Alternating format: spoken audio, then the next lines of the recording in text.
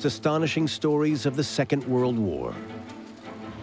As Nazi forces crushed all who opposed them, a small group of geniuses based in a British country house fought back, and the Codebreakers won. The most famous of all was Άλαν Τούρινγκ, whose story, told in the Oscar-winning movie The Imitation Game, has gripped the world. But there's one name that was left out of the film and largely forgotten. A code breaker who should be as famous as Turing himself. His name is Γκόρντον Γουέλτσμαν. Without him, the Nazi codes might never have been broken.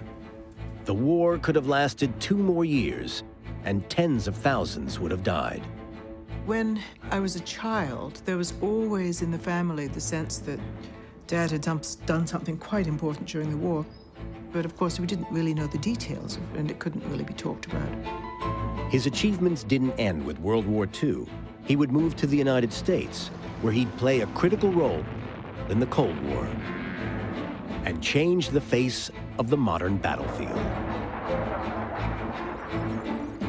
With Edward Snowden's revelations of total global surveillance, we have now discovered Welshman's legacy continues to this day. But when Γκόρντον Γουέλτσμαν chose to come out of the shadows and reveal his secrets, the dark world of espionage to which he had given so much ruined him.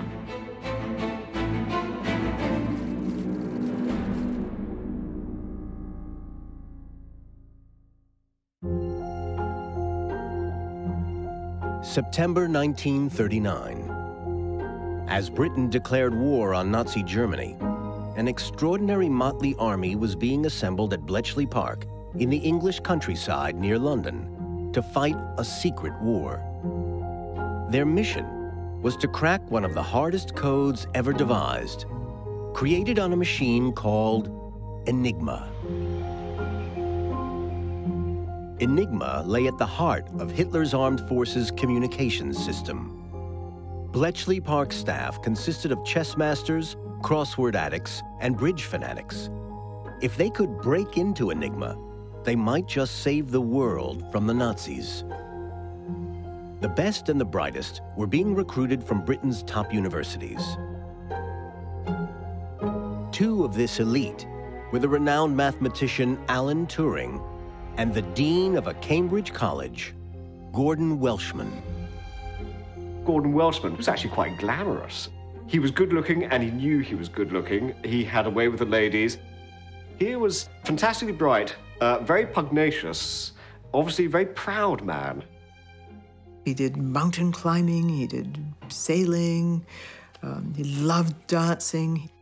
Here's a man who'd clearly been watching Hollywood movies. He was kind of Errol Flynn and Robert Donat. It's very much that kind of dashing young chap could appeal to him, as opposed to the shambling absent-mindedness of many of his colleagues. Welshman was one of the original elite codebreakers, given the Herculean task of decoding the Enigma machine. Enigma used a combination of rotors, plugs, and wiring to put German messages into secret code. There were 1 in 159 million possible combinations. Breaking it looked impossible. While others sought to crack the codes, Welshman took a different approach. Instead, he focused on what would come to be known as traffic analysis. The body of the message was unreadable, but the first few letters and numbers were not in code.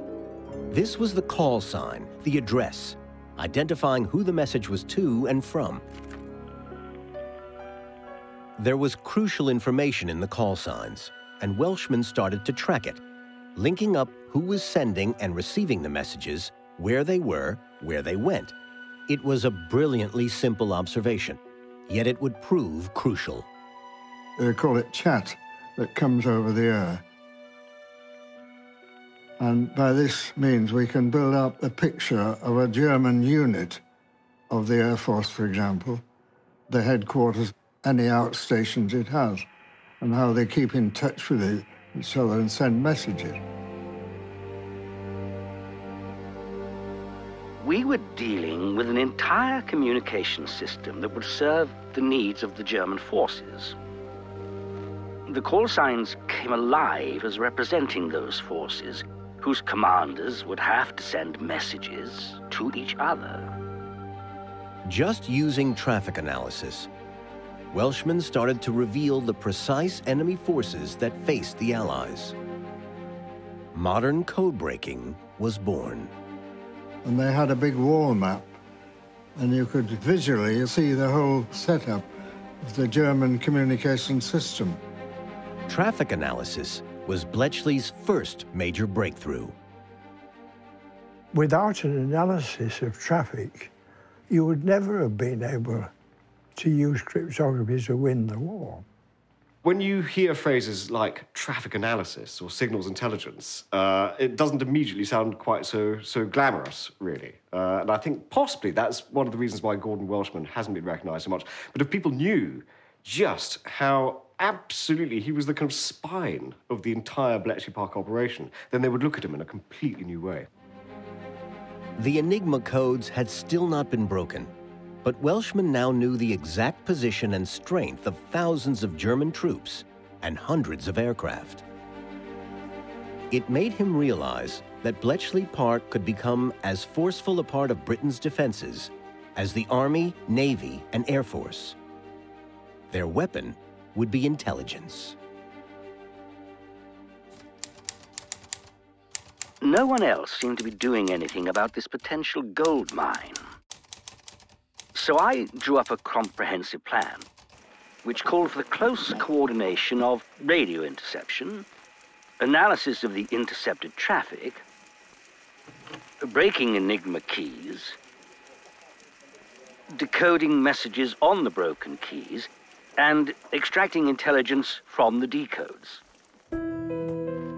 It was the end of 1939, before open warfare between Britain and Germany had begun. Welshman was pushing for a total reorganization of Bletchley Park, a radical plan that would require far more people and resources than a collection of crossword fanatics and professors solving puzzles. Welshman went to his boss. He won high-level approval for my plan, and we were able to start recruiting the high-quality staff that would be needed.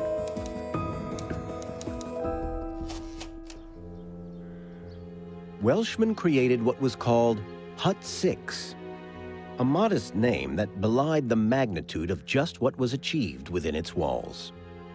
We had 2 or 3 or 4 little lights hanging on wires from the ceiling, and we had collapsible chairs and tables. It really wasn't for a high-powered government machine. I was a bit of a romantic, and I thought, well, you know, I might get involved in some clandestine operations.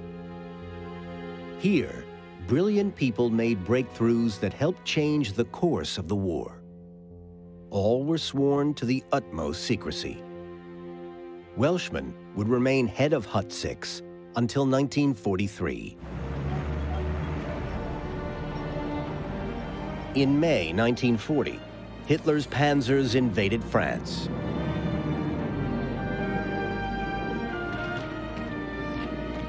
And Bletchley Park at last found a way to read some Enigma messages.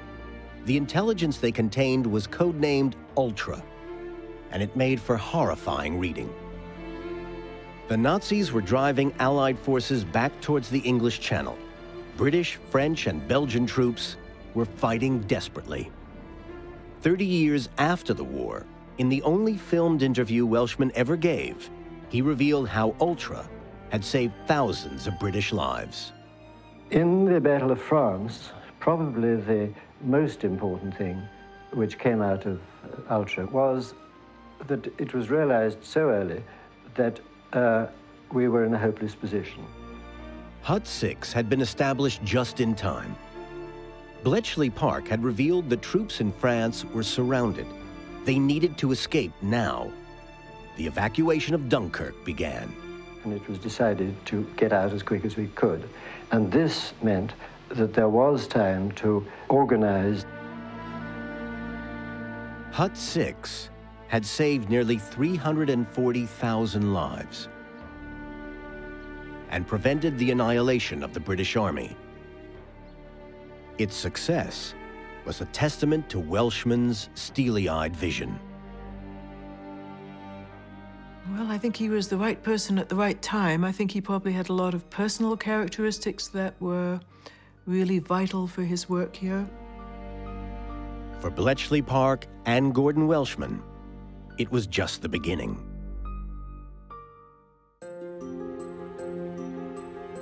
By the end of 1940, Hut 6 under Ggόρντον Γουέλτσμαν was at the heart of the whole Bletchley Park operation. Here, they used traffic analysis to select and target particular German radio networks and operators. Their traffic was then intercepted and decoded thanks to a remarkable new electromechanical device designed by Άλαν Τούρινγκ.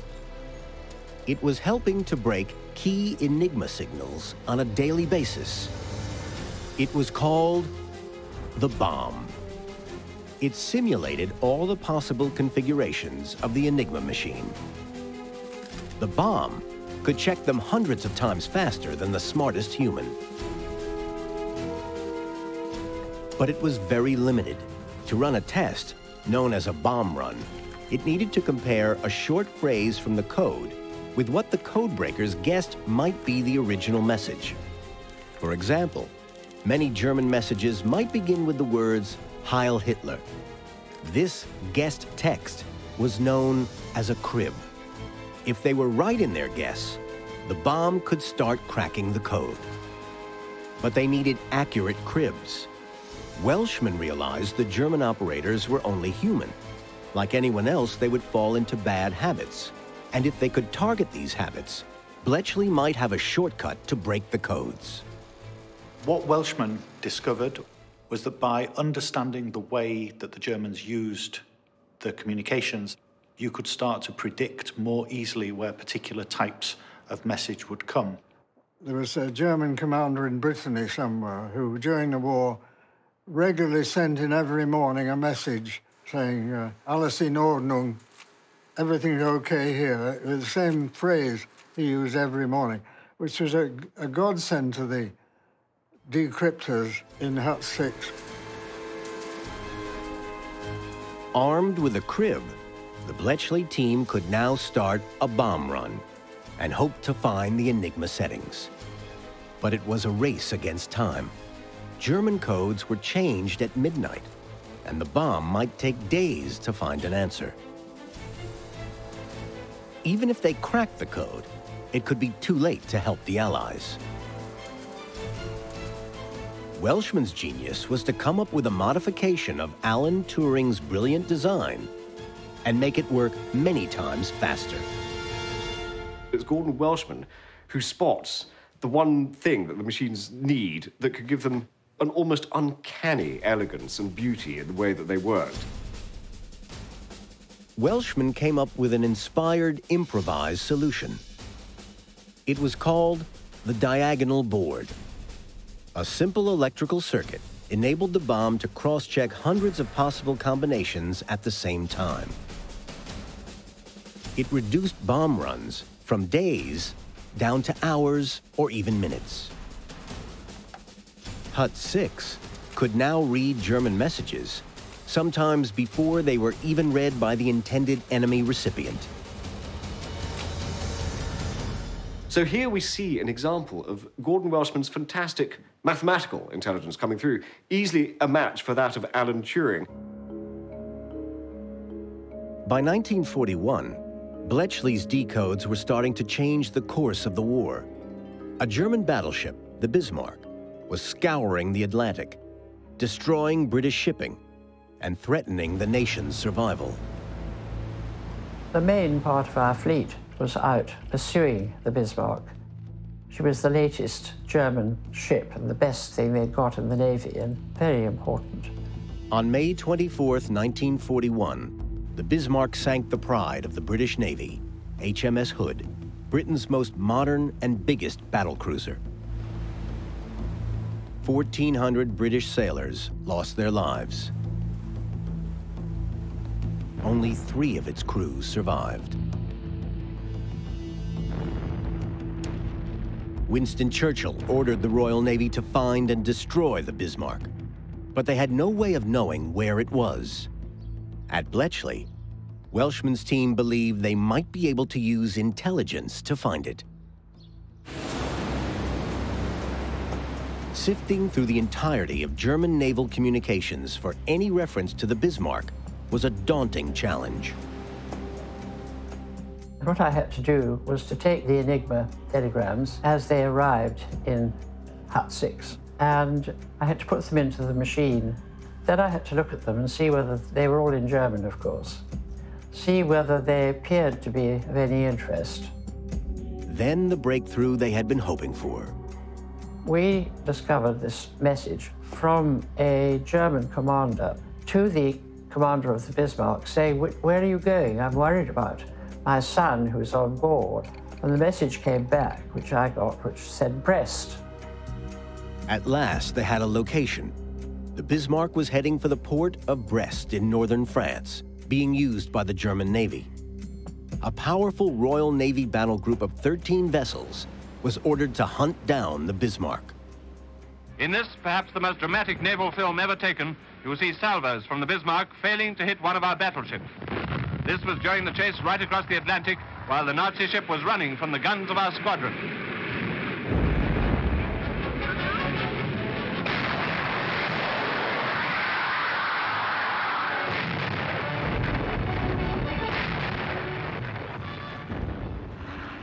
A torpedo dropped from a British biplane disabled the Bismarck. The British warships closed in. We were all absolutely on our toes, wondering what was going to come through next, because we knew it was one of the major battles of the war. When these pictures were taken during the action, the Bismarck was nearing her end. Hut 6 had the satisfaction of decoding the very last message sent from the stricken Bismarck. Ship unmanageable. We shall fight to the last shell. Long live the Führer. And eventually they sank her. This flagship of Hitler's Navy went down with over 2,000 of its crew. I mean, that was a day to remember. We were constructing a jigsaw, but half the pieces were missing. Now, it all made a picture and all the jigsaw came together. We were invigorated immediately. It was Britain's first significant victory in the darkest days of World War II. Bletchley Park had proved that intelligence could sink ships. It was a weapon the Allies were determined to use to the limit. Under Welshman's supervision, a ramshackle collection of wooden huts became the world's first intelligence factory. Rebuilt in brick on a whole new scale. A handful of codebreakers became thousands working around the clock. 2 bombs became 200. Bletchley Park was breaking Enigma daily, revealing the inner secrets of the German war machine, and it was changing the course of the war. They tapped into Field Marshal Erwin Rommel's battle plans, and his forces were driven out of North Africa. They located the U-boat wolf packs lurking in the Atlantic, and they were hunted down. And thanks to Bletchley, the Allies knew their D-Day deception had worked. Hitler believed the real invasion was yet to come, and held back the panzers that might have driven the Allies into the sea. For the very first time, code breaking had made a significant difference to a war. Bletchley is credited with hastening the Nazi defeat by 2 years. That's enough to have saved thousands or hundreds of thousands of lives. By the time the war ended in 1945, Bletchley Park had transformed military intelligence. The brains at Bletchley had taken on the brawn of the Teutonic Army and won. And Welshman was at the heart of it. To think of him as the Henry Ford of cryptography is not a bad metaphor. The industrialization of cryptography. That's an astonishing achievement. His legacy is in what Bletchley Park achieved, what Bletchley Park contributed to the success and the Allied victory in 1945. It's hard to have a bigger legacy than that. One war was over, but another was about to start. It would see a remarkable contribution from Ggόρντον Γουέλτσμαν, but at a devastating personal cost. After the end of the Second World War, the legacy of the work of Bletchley Park and Hut 6 would endure. Ggόρντον Γουέλτσμαν's creation would find itself the model for the National Security Agency, the NSA, and its British equivalent, GCHQ.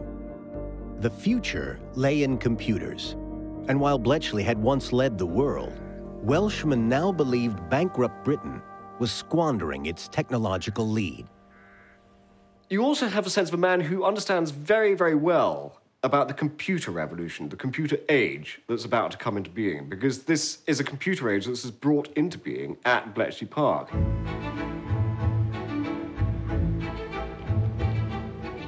Welshman was determined to stay at the forefront of the computer revolution.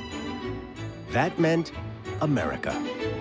The Massachusetts Institute of Technology was asked by the 3 military services to establish a new research center. This new center, called MITRE, was created to develop top-secret defense technologies, and they were recruiting the finest brains. I imagine that the powers that be in England got in touch with powers that be in the United States and said they had this wonderful guy and he would like a job. Working here put Ggόρντον Γουέλτσμαν right back at the heart of another intelligence war, the Cold War.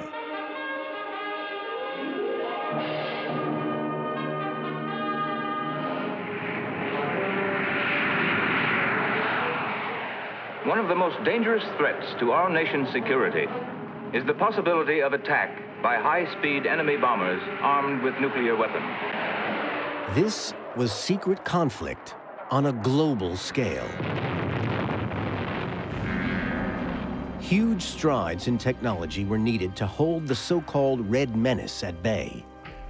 During that period was the Cuban Missile Crisis, okay? I mean, that was really a tough period, okay? I built a bomb shelter in my basement in Bedford, Massachusetts.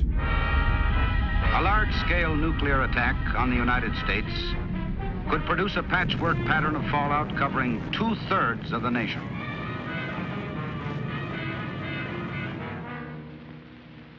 We cannot afford to take that chance.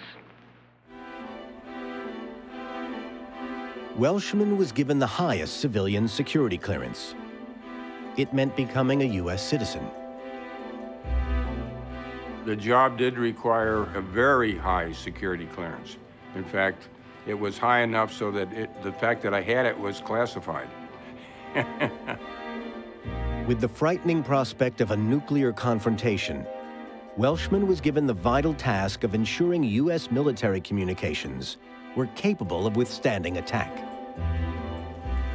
All he had learned at Bletchley Park was now applied to help achieve American supremacy on a scale that would dwarf Hut 6.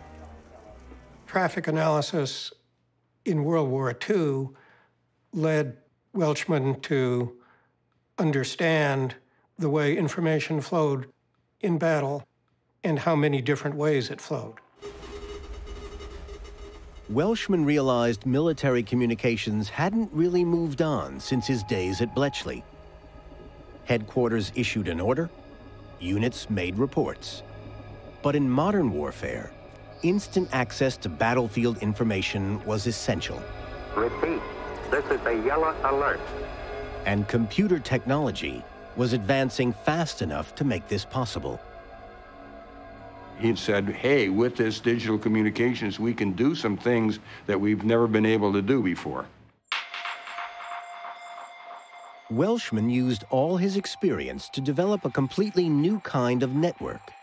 Information on the battlefield was constantly updated, immediately shared, and totally secure. Everybody periodically broadcast bits of information about where they were, what they were doing. Welshman called his idea a horseshoe, but we would all recognize it today as the cloud. Welshman's system instantly connected planes, submarines, ground forces, battleships, all the elements of the command structure, all at the same time. And that went out into the sky. And anybody who was interested in knowing what friendly aircraft are in this area could immediately get those reports. Sort of like an instant Google. And this was 3-4 decades before Google. Gordon came up with this radical idea, and people looked at it and said, hey, that's pretty good. And so, you know, my boss called me in and said, okay, make it work. His ideas were really a game changer. They changed the way people thought about command and control, and they changed the way battles were managed and warfare was fought. It's still in use today, and it will be for a long time. The legacy of the two giants of Bletchley Park endures to the present day. Άλαν Τούρινγκ had made a decisive contribution to the computer revolution. Gordon Welshman's work anticipated how the internet and the cloud would later develop, and how technology would enable a surveillance society.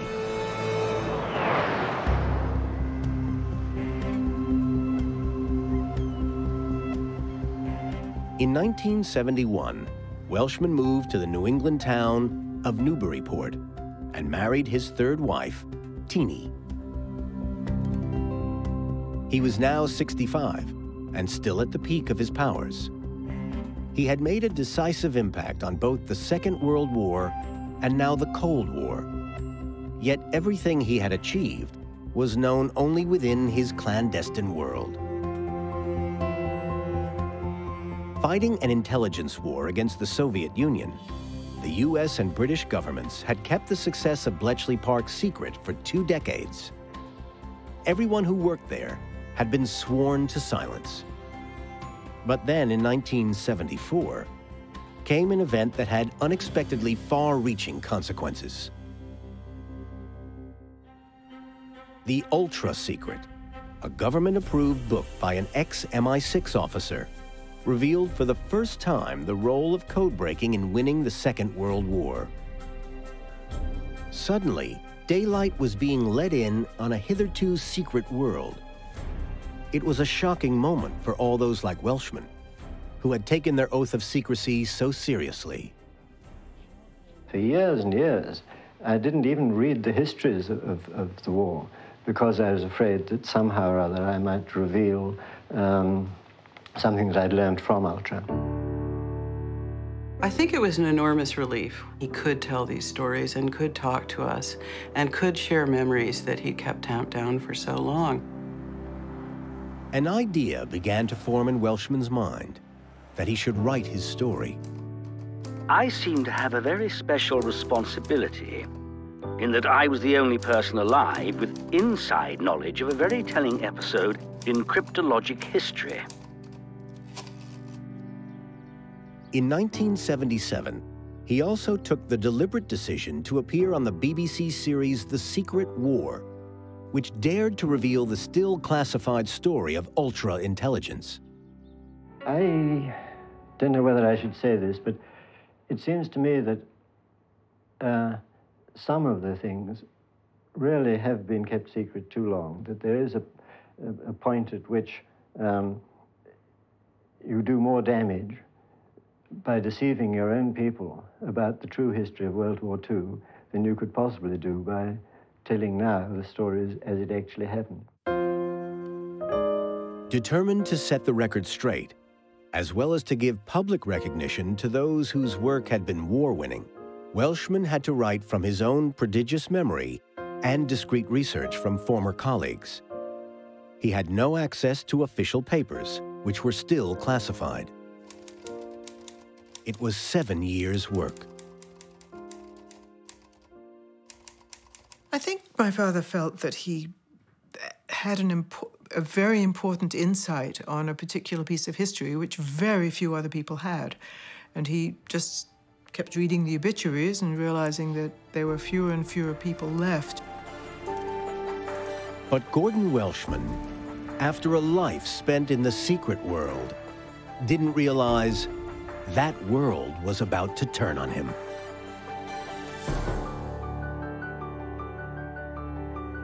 Ggόρντον Welshman's book, The Hut 6 Story, was published in the United States in February 1982 and in the UK the following May.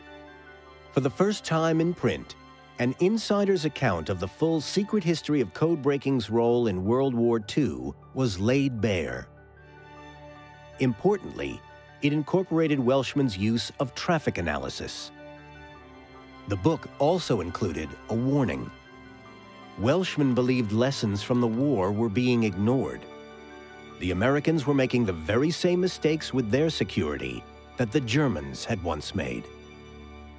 He thought he could talk about this in a way that would reach the general public, that would not disclose any secrets, it would not tell tales you shouldn't. He hoped it would make some money, but he really hoped it would generate a conversation. The secret world didn't wait long to hit back. I was on my way to work, and this car speeded up and stopped right smack almost in the middle of the road. Nobody stops there, so I had to see what was going on. There's Ggόρντon's house right there, and the two men jumped out wearing black suit, black tie, and black sunglasses. They looked like the men in black, and they raced across the street. Ggόρντon answered the door, and you could see them, you know, busily discussing something. And all of a sudden, Ggόρντon took the door, and he slammed it almost in their faces. Later, I found out that it was a national security agency. There had been books about the ultra-secret prior to his publication. There was no putting the toothpaste back in the tube. The secret was out. But Welshman's book was the first about cryptanalysis by an actual insider who had done it. It was still the height of the Cold War.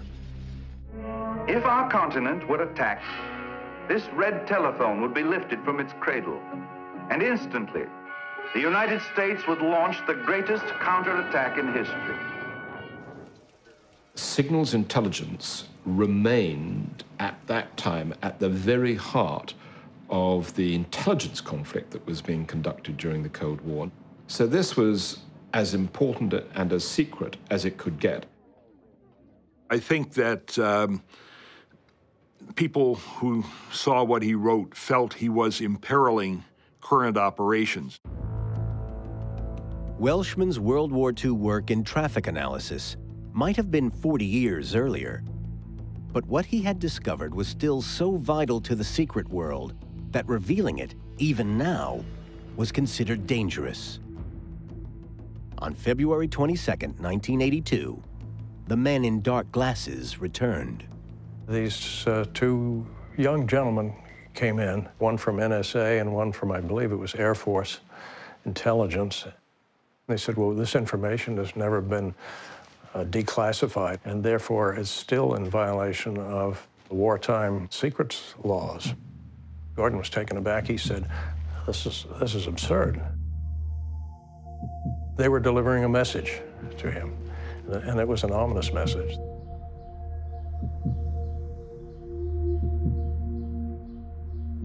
I believe they had conversations with Mr. Welshman. Beyond that, I'm not sure that I can talk about anything meaningful. And it became clear the American authorities were not going to back off. It was really quite devastating. He was quite unprepared for that. Welshman enlisted the help of another writer, who had fallen afoul of the NSA. We lived in the same area, so we could actually get together physically. And it's probably the kind of things that you don't want to talk over the telephone, especially when you're dealing with NSA. He couldn't do any publicity. He couldn't answer questions from reporters. He couldn't appear on television shows and so forth. And that was a really big problem. The NSA threatened Welshman with an obscure legal clause dealing with the sharing of cryptology. This same law is now being used on NSA whistleblower Edward Snowden. It's a part of the Espionage Act. I think it's 10 years in prison and a heavy fine. So these were very, very serious charges. I could see he was nervous. I could see the physical effects that the NSA was having on him. That devastates somebody that spent their entire life trying to protect U.S. and British governments, and now they're being told that they're going to be charged with a crime, possibly, of giving secrets to the enemy. He'll be prosecuted as maybe being a spy, or not a spy, but a leaker. There was one final act with devastating consequences. On April 29, 1982, Welshman's security clearance was withdrawn. All of a sudden, he disappeared. Dear Mr. Welshman, the MITRE Corporation believes it would be mutually beneficial to temporarily suspend your access to classified materials. This suspension is effective this date. Please acknowledge receipt of this letter by signing in the space provided below. And he signed below. Rather than stay silent, Welshman went on the offensive, writing letters and articles which he hoped would exonerate him, including a recently discovered unpublished paper, Ultra Revisited, a tale of two contributors. The stories of Alan Turing's life and mine have two things in common. First, we were regarded by our boss as the two greatest contributors to the wartime success of Bletchley Park. Second, we have been branded as security risks. What has happened to me can be compared with what happened to Turing. For many in the intelligence community, Welshman was being naive to imagine he could reveal the secrets of Hut 6 with impunity. But he never lost his belief that this was information the public needed to know. With Welshman gagged by the security services, his book flopped. He sold only 900 copies. The rest were pulped. He suffered a lot. He went through a great deal to put Hut 6 story out. The strain was also coming at a very difficult time. He'd had some more medical problems. It was a cruel irony that Ggordon Welshman, a master of the clandestine world, who helped win World War II by breaking enemy codes, and also helped the West win the Cold War by keeping their communications secret, would himself fall afoul of the secret state. I believe that the rules at the time about secrecy were really inflexible. The people who administered inflexible rules themselves had spent a full career being indoctrinated with the idea that secrecy was the base. I am today glad that the book is out. By now, Welshman was seriously ill with cancer. I'm not saying that he was blameless. He had broken the procedures, and the law was never invoked. But he lost his job and his livelihood without ever appearing in court or ever facing any criminal charge. And finally, you know, I think he realized that it wasn't going to go away. They probably couldn't successfully prosecute him, but they would break him financially. Ggordon Welshman never redeemed himself. On October 8, 1985, he died. It made 2 of the last 3 years of his life really quite hellish. But his legacy would continue. After his death, His methods and insights not only became part of the West's military thinking, they also became the very heart of the new intelligence networks, as the world became more and more connected via computer. Only in 2013 would the significance of that legacy become clear. It's been 30 years since Ggόρντον Γουέλτσμαν died, and yet the true legacy of his work is only now emerging. In June 2013, Edward Snowden leaked tens of thousands of highly classified files. Our intelligence agencies were harvesting metadata, our phone numbers, our computers' IP addresses, the websites we visit, those we message or call, and where we are at any given moment. It suddenly occurred to me that actually what we now do with metadata is, in a sense, a highly developed version of what Welshman started with traffic analysis. That's what it is. Metadata and analytics now, in the digital world, are essentially our way of doing traffic analysis. And it can be very, very revealing. Metadata analysis is today's version of Welshman's own traffic analysis during World War II. One of the things that Ggόρντον Γουέλτσμαν discovered was how important it is to not just to read what's in a message, but to derive intelligence by the activities of messages. How many are being sent? Where they're being sent? How many are being sent from one place to another? These are what's called the externals, not the content, but the externals. And today, that's extremely important. Today, we call it metadata, basically. And the NSA uses this enormously. For many, what Snowden was revealing was that we live in a surveillance state, that the NSA have turned Welshman's legacy against their own citizens, destroying our privacy. But for others, traffic analysis is keeping us safe.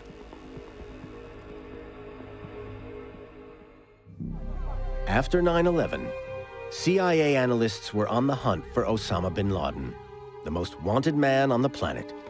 They turned to a technique Ggόρντον Γουέλτσμαν had developed so powerfully in World War II, traffic analysis, now known as metadata analysis. If I want to understand how to destroy this terrorist organization, if I want to take them down as an organization, then I have to look for their vulnerabilities. And to look for their vulnerabilities, I have to understand their network. I found a lot of similarities in Welshman's work. I have this mass of information, and it doesn't necessarily make a lot of sense. And what I have to do is I have to look for patterns in that. In an ever more connected world, with more data, more patterns, traffic analysis is only becoming more powerful as an intelligence tool. What we call link analysis or network analysis, the more sophisticated version of that, is the absolutely critical tool in finding covert networks, whether it's terrorists or crime networks, because they're trying to hide their entire organizational structure. With modern encryption, today's codes seem genuinely unbreakable. And so traffic analysis is all security agencies have to work with. We were able to find out a great deal about what Al-Qaeda was doing and bin Laden by looking at the metadata, what the externals of the messages were. Where are they going? How frequently are they being sent? It was bin Laden's courier who unwittingly led Navy SEALs to his compound, and traffic analysis that found the courier, Welshman's legacy in action. Today, Edward Snowden is branded by many a traitor for revealing the secrets of modern traffic analysis. Ggόρντον Γουέλτσμαν also went public for something he truly believed in. But after a glittering career, he spent the last 3 years of his life fighting illness, fighting for his reputation, and feeling outcast from the very world he had helped to build. Άλαν Tooring's brilliant work at Bletchley Park has made him an iconic figure in our history. His pioneering spirit sparked the computer revolution and is now part of all our lives. It was Ggόρντον Γουέλτσμαν's misfortune that his equally brilliant work has not earned him the public accolades it deserves. His top-secret work impacts on every one of us as much as Turing's. But this very secrecy denies him his rightful place in our history.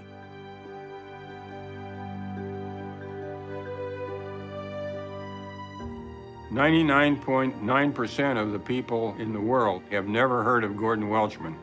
And you say the name Ggordon Welchman and they just kind of stare back at you. And yet he contributed so much, shortening the war by 2 years, good heavens, saving thousands of lives, and yet nobody knows who he is. I have no qualms about saying he was a genius. I'm enormously proud of my grandfather. Still sometimes distressed about what happened after he published his book and how much that meant to him. He was certainly proud of what he'd done.